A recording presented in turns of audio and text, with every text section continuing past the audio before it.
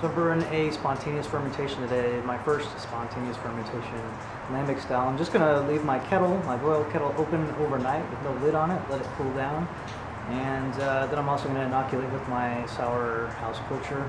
The Belgians, when they make lambic beer, they'll run their wort after it cools down overnight in a cool ship into their barrels, and the barrels have cultures in them that they've selected over decades. Since I don't have that, I'm just going to use my house sour culture. It's already pretty laid out because I got a late start on purpose. You generally want about a 12-hour cooling time there.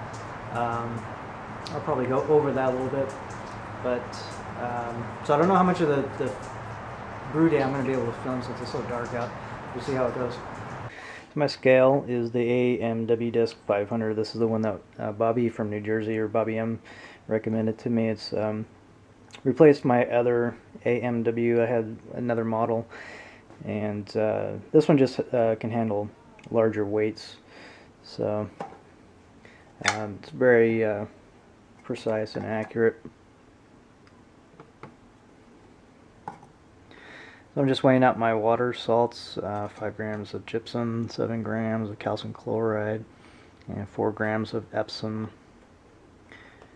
So we're adding 4 milliliters of lactic acid to the water.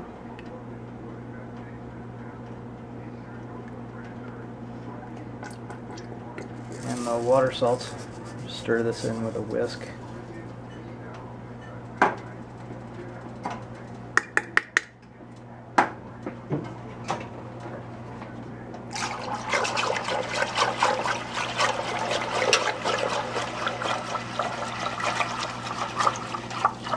Keep stirring until it dissolves. So as you can see, I had to move to Portland because I made Travis join Facebook. I hope you're happy, Travis. So my mash tun is just a, I think it's, what is it, a cooler made, Rubbermaid with steel manifold and brass spigot on there from Northern Brewer. You can just hand tighten these when you install them correctly. They're pretty nice. It lauters really well too.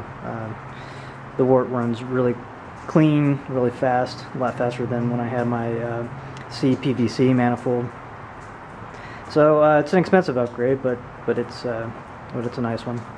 So I heat my water in 2 kettles inside on the stove. Add my salts to one of them.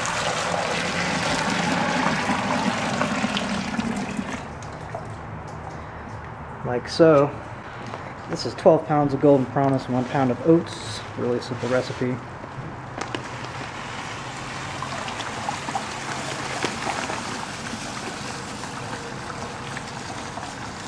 I love these bags from Austin Homebrew Supply. They're vacuum, not quite vacuum sealed, but really compact, so I can hold with one hand and stir with the other.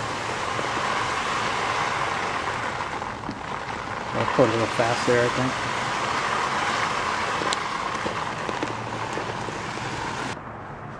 Another thing I've got here is the Thermopen. This is my thermometer. It's about 120 bucks, something like that. It's pretty expensive, but it's fast as hell. Probably won't be able to see the temperature reading from the camera there.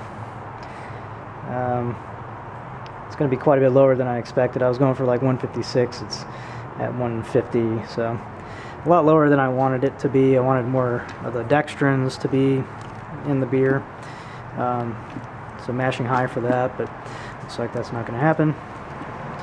I could try messing with it, but I usually don't mess with that too much. Just go with it. So I'm using some of these 0 alpha acid aged lambic hops, debittered lambic hops. They still smell citrusy, but they also smell kind of peaty, which is isovaleric acid. That's similar to what Brettanomyces will produce. So I'm hoping that I don't get too much of that in this beer. But I'm just going to weigh out 2 ounces of this stuff and add that. This was really cheap on Hops Direct.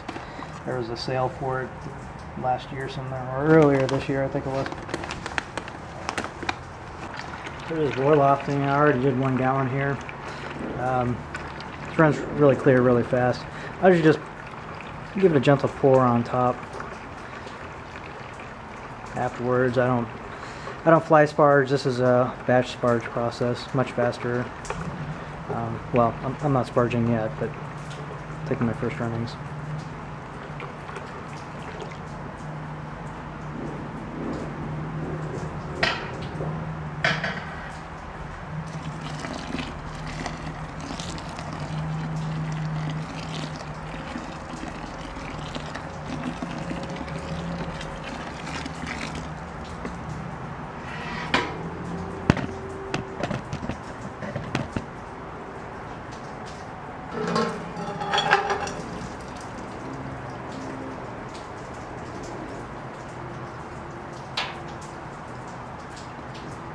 We'll run it in at full flow. So here's my batch sparge. I already put one kettle full, 2.5 gallons in. I'm going to put in the second 2.5 gallons. I just heat this up on my stove, just like the mashing water.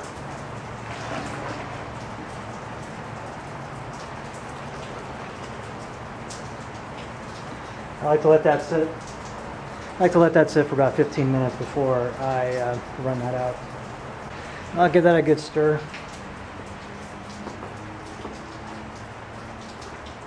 So we collected 7.25 gallons in the brew pot. Just going to give this a little stir and take a gravity reading for my pre-boil gravity.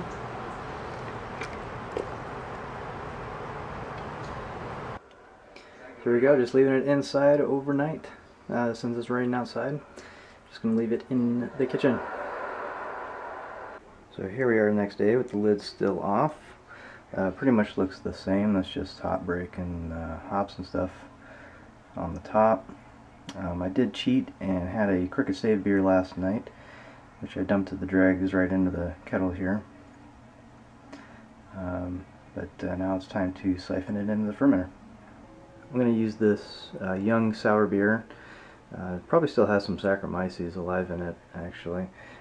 There's the pellicle that's already formed. It's probably been about 3 weeks or so, maybe 4 weeks.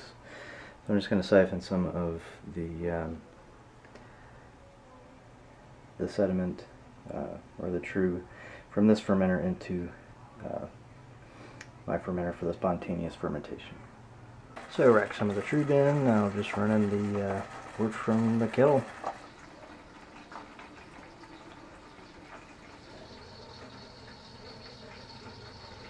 So there it is. It felt really weird not using any star sand for this process whatsoever.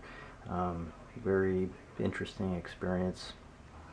I guess our German brewing heritage is deeply ingrained.